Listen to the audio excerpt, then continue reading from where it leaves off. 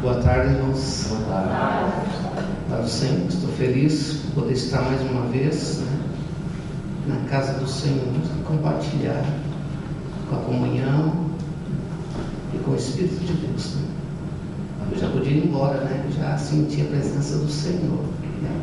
Nós temos mais alguma coisa que Deus tem para falar conosco, Eu gostaria, em reverência à palavra de Deus, se colocasse de pé, acho que nós estamos cansados, Um dia cansado vai ficar sentado, não há problema nenhum.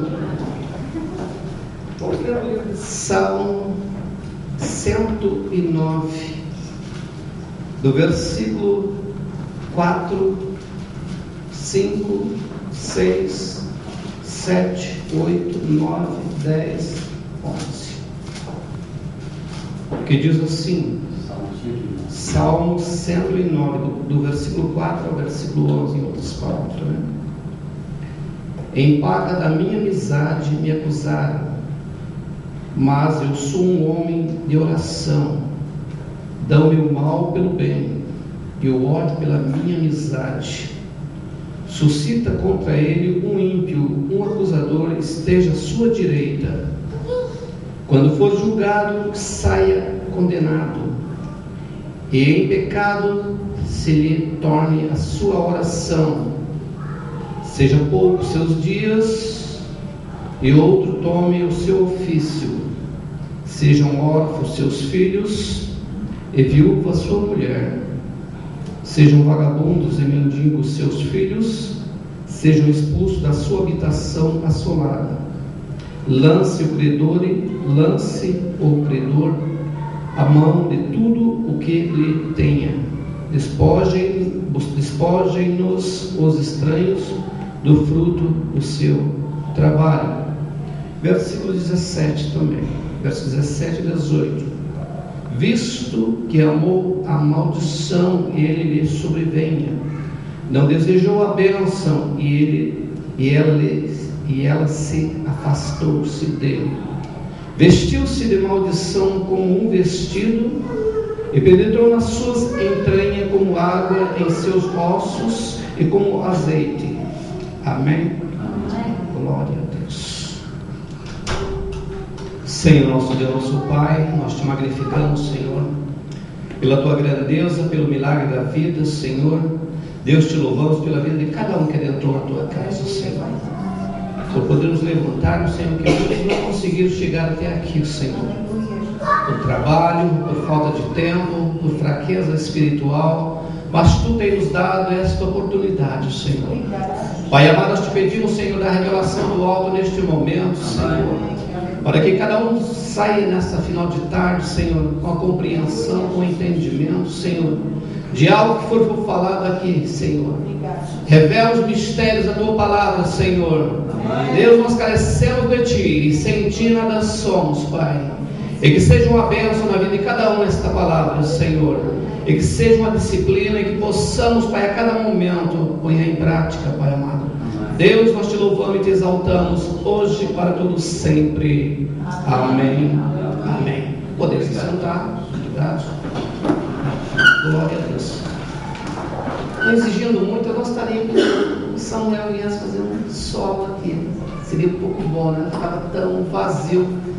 O meu time é muito fraquinho, então parece que o pessoal não está quase nem falando nada. Assim, pelo menos você me cobre minha voz, Glória a Deus, Deus está aqui, é uma alegria, Podemos compartilhar. Está mais quente, Isso é muito bom, Apesar de já termos chuva. Mas o que nós queremos estudar é a vida de um homem que poderia ter sido salvo, um homem que tem um nome que ninguém gostaria de colocar, Será que alguém colocava o nome de Judas Iscariotes, o seu filho? Mas alguém colocou o nome de Pedro. Colocaram ou não colocaram? Não faz diferença nenhuma, só porque ele morreu pendurado numa forca. Pedro poderia ter feito isso também, mas não. Mas pela situação dele, que o Deus é o Deus perdoador, para o maior pecador ele é o maior salvador. E ele não seria diferente a Judas Iscariotes, Quando nós lemos esse texto aqui, nós vemos algo que nos chama a atenção, que até a sua própria família pagou com a maldição que foi lançada. Imagine os filhos de Judas Iscariote dizendo assim: me dá uma esmolinha. Mas quem é você? Eu sou o filho de Judas Iscariote. Toma. Aquela mulher pedindo esmola assim: me dá uma ajudinha que eu estou sem teto. Mas pastor, mas por que isso? Porque muitas vezes somos cúmplices de algo errado que está acontecendo. E aí, quando nós lemos esse texto, o versículo 17 diz assim: visto que amou a maldição e ela lhe sobrevenha, não desejou a bênção e ela se afastou-se dele. É algo tremendo quando nós rejeitamos a bênção. Muitas vezes passamos por momentos que dizem: não, mas eu não traí Jesus, eu não traio Jesus. Mas há momentos na nossa vida, se nós fizermos uma reflexão, nós traímos Jesus. E muitas vezes sabemos criticar: Judas Iscariote foi aquele que traiu Jesus. Mas muitos momentos chegam na nossa vida que muitas vezes o patrão chega assim: você é diferente. Você faz a diferença, você parece que é diferente dos outros. Você está traindo, você está se escondendo atrás de uma cortina. Você pode dizer: não, eu sou cristão. Você tem que conhecer o meu Deus, você ser igual a eu. Muitos dizem assim: não, mas Judas Iscariote traiu Jesus porque ele chegou lá e beijou. Isso é normal, era o costume dele, o gosto santo. Agora vamos analisar essa situação. Se eles não conheciam Jesus, conhecia. Aquilo foi uma oportunidade que Satanás colocou na vida de Judas Iscariote por apenas 30 moedas de prata, valor de um escravo que não tinha muito valor. O escravo mais baixo valia 30 moedas de prata. Nem para saber cobrar ele não soube. Se ele fosse um pouquinho mais inteligente, dizia: não, eu quero 60 moedas de prata. Simplesmente só para trair. Simplesmente por a questão de monetária, que não fazia muita diferença. Mas muitas vezes os delitos já vinham ocorrendo na vida de Judas. Ele era o tesoureiro. E no entanto era um homem de extrema confiança de Jesus. Será que o pastor Saul colocava alguém que não era da sua confiança como tesoureiro? Eu não colocaria. Mas Jesus falou: como, Judas? Você é da minha confiança, você é meu amigo. Mas no entanto, talvez ele já vinha fazendo caixa 2. Jesus pegou e foi deixando: deixa ele fazer o caixa 2. No final vamos ver a conta que ele vai dar. A Bíblia diz que o salário do pecado é morte. Parece ser eu estava relutando contra mim mesmo. Falei: meu Deus, eu vou falar isso para a igreja. Hoje é um culto de Santa Ceia, um culto de alegria, um culto de regozijo. Eu vou falar dessa palavra, mas Deus está me tocando. Desde que o pastor falou, o pastor Saul até me deu uma dica, falou: fale sobre isso. Eu falei: não, pastor, eu já tenho. Não é menosprezando a sua palavra, mas já tem algo que Deus já colocou desde que vim de lá de Portugal. E no entanto, Judas era amigo de Jesus. Quando nós lemos da palavra de Deus que ele pegou aquele pão e molhou no vinho e deu a Judas, ele estava dizendo assim: esse é meu amigo. Se nós estivéssemos naquela época contemporânea de Jesus e o pastor Saul chegasse na minha casa, num grupo de amigos, eu pegava, molhava o pão no vinho e dizia: aqui, esse é seu. Eu estava dizendo: você é meu amigo. Um amigo especial, um amigo que realmente ele amava, um amigo que dava a casa dele para repousar. E no entanto, Eu já sabia. Mas o que nós aprendemos nisso tudo, que Jesus, Ele ama, mesmo aqueles que não traem, como nós pecadores que somos, falhos, mas Ele requer apenas que nós reconhecemos o nosso erro. Nós vemos a situação de Pedro. Pedro ocorreu na mesma situação. Ele falou assim: ó Jesus, na hora que tu morreres, pode todo mundo te negar, mas eu não vou te negar.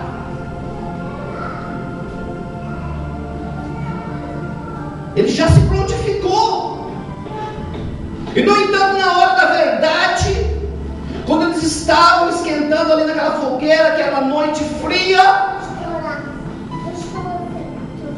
ele chegou e falou assim, chegou aquela filha daquele servo, falou assim, aquela serva, e falou assim: você é um deles.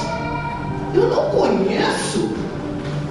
Deus me livre, eu nunca nem vi esse tal de Jesus. Ele falar uma coisa dessa.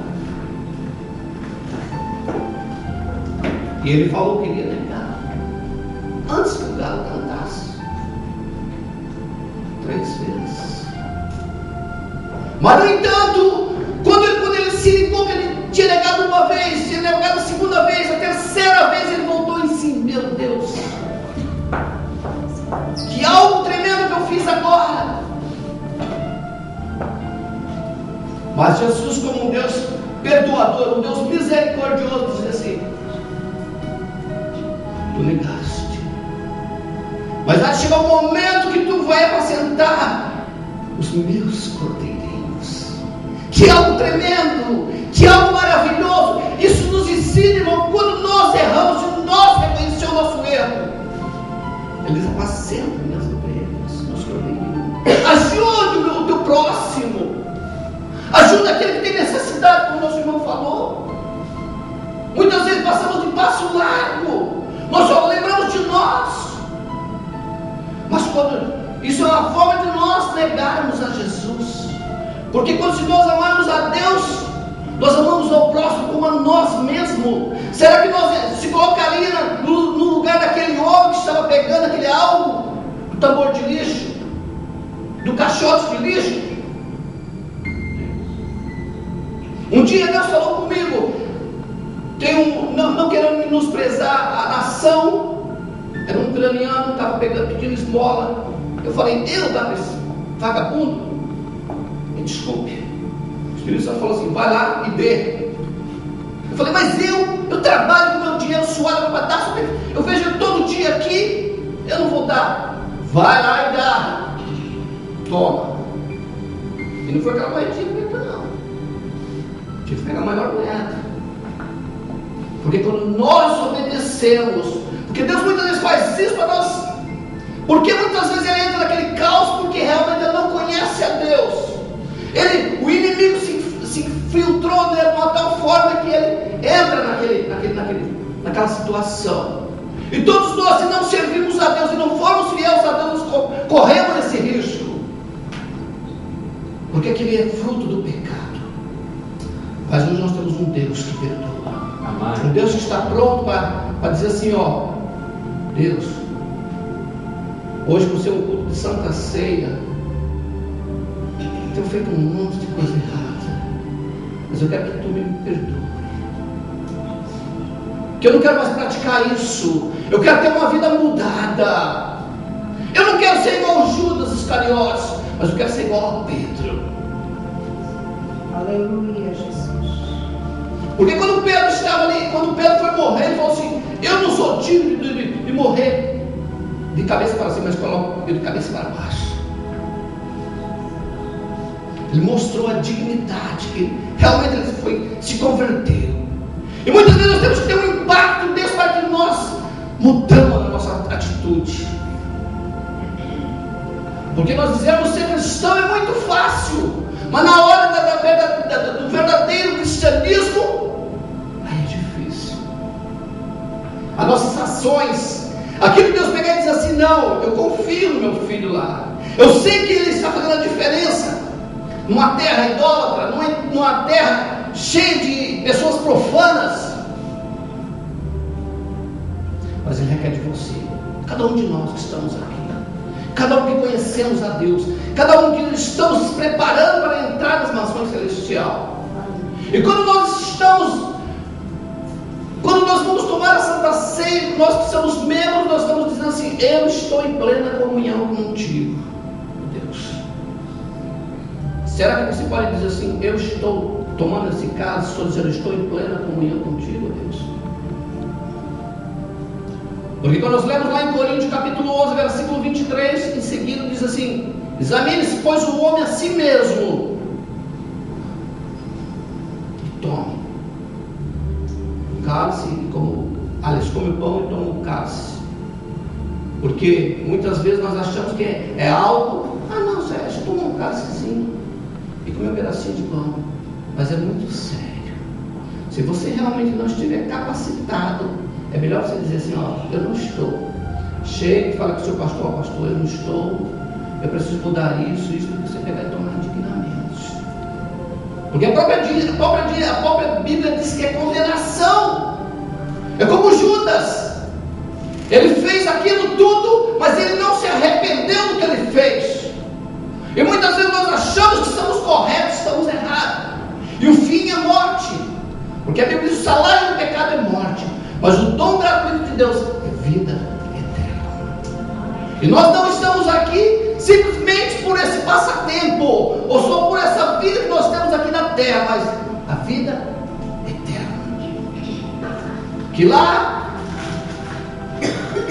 não é 60 anos, não é 50 anos, não é 100 anos, mas é uma eternidade.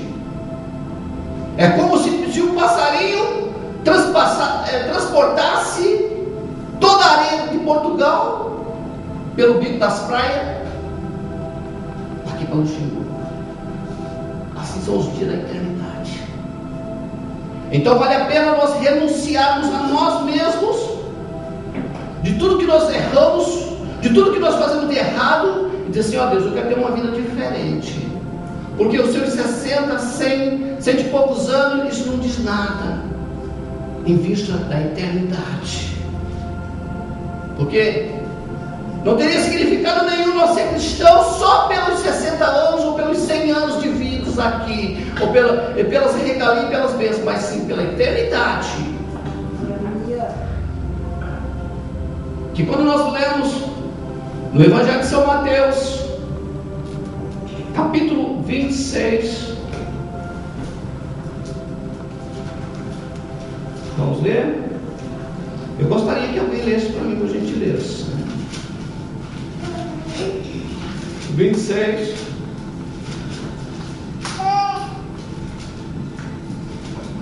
versículo 29, por gentileza.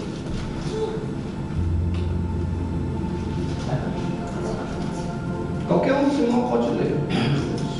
E digo-vos: desde agora não beberei deste fruto da vida, até aquele dia em que o beba de novo conosco ao reino do meu Pai. Amém. Glória a Deus. Vocês já analisaram a profundeza deste versículo? E digo-vos que desta hora em diante não beberei deste fruto da vide. Quem estava falando aqui era Jesus Cristo. Até aquele dia em que beba de novo convosco no reino de meu Pai. Esse é o versículo mais bonito que eu acho na Bíblia. Quando eu leio, eu digo assim: estou tomando a Santa Ceia, estou pensando comigo mesmo, estou aguardando aquele momento. Esse momento aqui não é tão precioso, mas aquele momento que vai ser todas as nações do mundo, o mundo inteiro vai estar naquele grande banquete. Aleluia. A igreja de Luxemburgo, a igreja de Portugal, as pessoas que eu conheço, as pessoas que eu não conheço, e a surpresa que nós vamos ter está todos ali.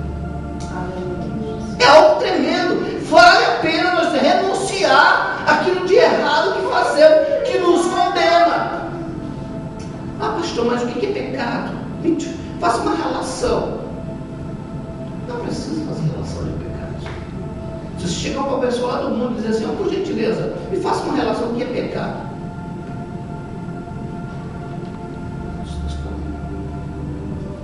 Mas por que se peca? Porque é bom. Ou vai dizer que não é? É bom pecar ou é ruim pecar? É bom, pastor? Pecado é bom.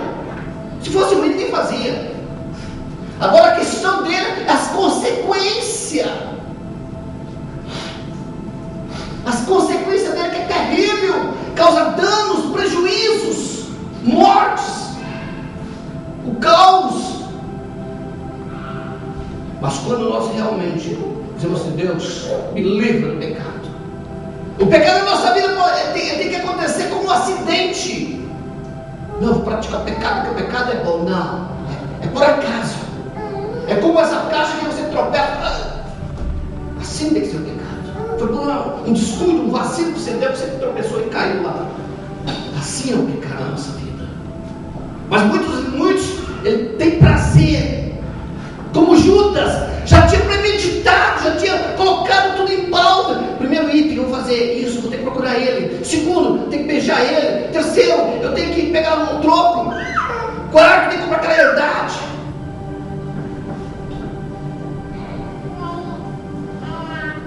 Mas é muito sério que Deus tenha misericórdia, que nós possamos ser igual a Pedro. Por mais que nós digamos, mas Deus me perdoa, eu não vou fazer mais isso. Eu quero ser diferente. Eu quero ser um verdadeiro pregador da tua palavra. Eu quero fazer diferença nessa terra. E Pedro realmente fez diferença. Para nós encerrar, nós temos a quarta ceia, pastor. Só vou ler mais um versículo. Glória a Deus.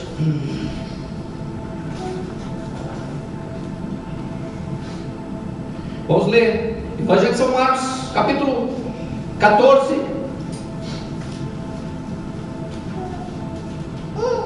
São Marcos, capítulo 14, versículo 15. Quem achou? Glória a Deus. E ele vos mostrará um grande sinal. Mutilado e preparado. Preparai-a para mim. Glória a Deus.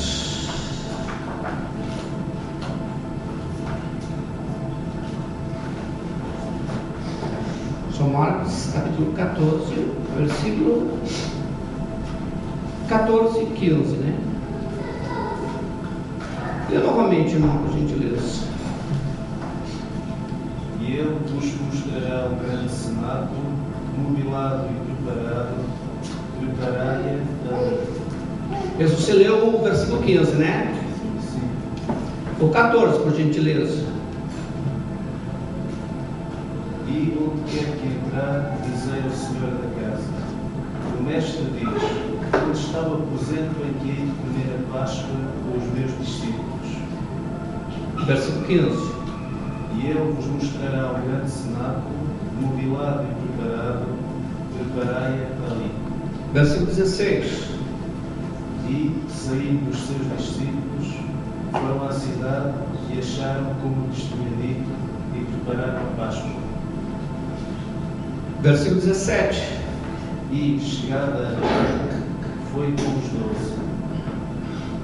Glória a Deus. Então, será que Jesus pode dizer assim, eu posso participar no seu coração? O cenáculo está aqui.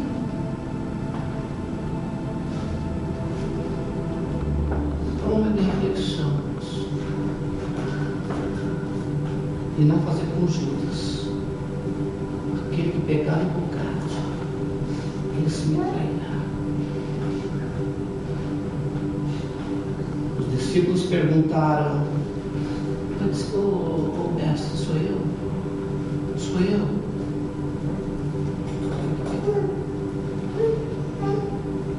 Que nós possamos fazer uma reflexão, possamos memorizar, dizer assim, Deus, muda a minha situação, me transforma.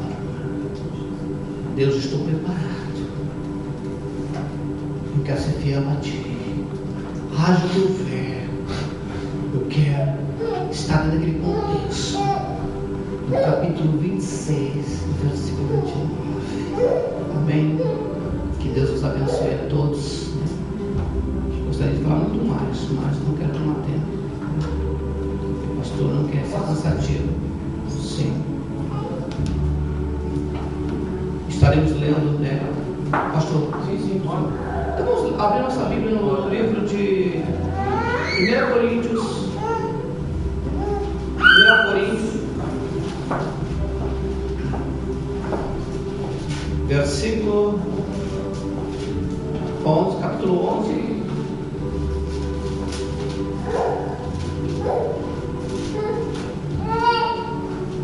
Será que não tem coragem da minha Bíblia? Glória a Deus. Muito bem. 1 Coríntios capítulo 11, versículo 23 diz assim: pois eu recebi do Senhor o que também vos ensinei, que o Senhor Jesus, na noite que foi traído, tomou o pão e, tendo dado graça, o partiu e disse: isto é o meu corpo que é entregue por vós. Fazei isto em memória de mim. Semelhantemente, depois de cear, tomou o cálice, dizendo: este cálice é a nova aliança do meu sangue. Fazei isso todas as vezes que beberdes, em memória de mim. Pois todas as vezes que comerdes deste pão e beberdes deste cálice, anunciai a morte do Senhor até que Ele venha. Portanto, qualquer que comer o pão ou beber o cálice do Senhor indignamente, será culpado do corpo e do sangue de Jesus, do Senhor. Examine-se o homem a si mesmo, antes de comer deste pão e beber deste cálice. Pois o que come e bebe indignamente, come e bebe para sua própria condenação, não discernindo o corpo do Senhor. Por causa disso, há entre vós muitos fracos e doentes, e muitos que dormem. Mas se nós julgássemos a nós mesmos, não seríamos julgados. Mas quando somos julgados, somos disciplinados pelo Senhor, para não sermos condenados com o mundo. Portanto, meus irmãos, quando vos reunis para comer, esperais uns pelos outros. Mas se alguém tiver fome, coma em casa, para que não vos ajunteis para a condenação. Quantas mais coisas condená-lo-ei quando for ter convosco. É muito nítido esse texto, né? Aqueles que não são membros, não participem, né? Só os que são membros, né? Que estiverem em plena comunhão e façam uma reflexão. Não tomem conselho, né? Da palavra de Deus, primeiramente, né? De nós que somos líderes, né? Somos ministros de Deus aqui na terra, né? Se for, é melhor você não tomar do que tomar. E aqui está, né? Examine-se. Então, amém? Pastor Saulo, faça essa oração. Você faz junto?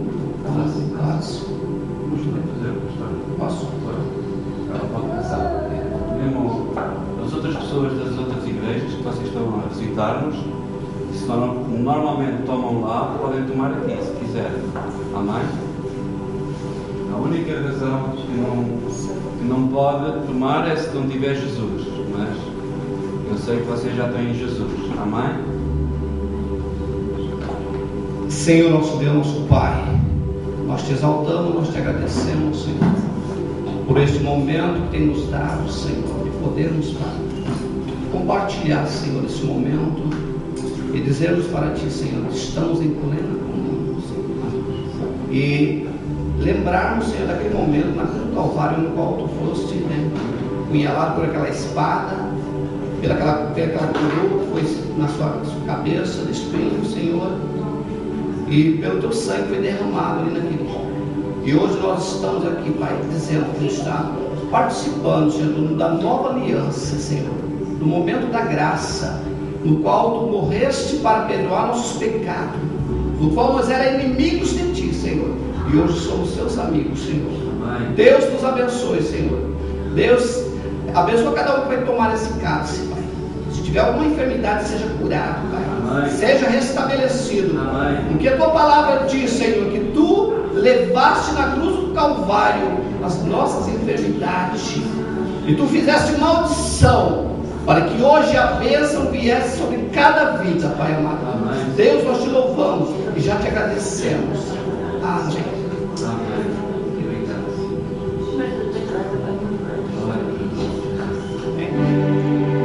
Glória a Deus. Evangelho de São Mateus, capítulo 26, versículo 26. Enquanto comiam, Jesus tomou o pão e abençoou, partiu e deu aos discípulos, dizendo: tomai, comei, isto é o meu corpo. Amém? Podeis comer. Glória a Deus. Nós te louvamos.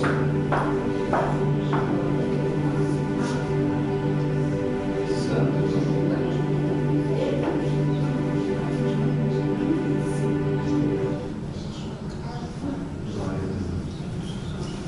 Louvado seja o nome do Senhor. Versículo 28, que diz assim: isto é o meu sangue da nova aliança, que é derramado por muitos em remissão do pecado. Aliás, versículo 27. Então tomou o cálice, e tendo dado graça a Deus, os discípulos dizem: bebei de todos. Podem beber. Glória a Deus.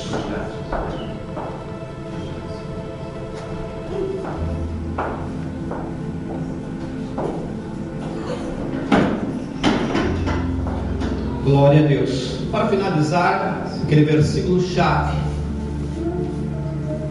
versículo 29 do mesmo capítulo: Eu digo vós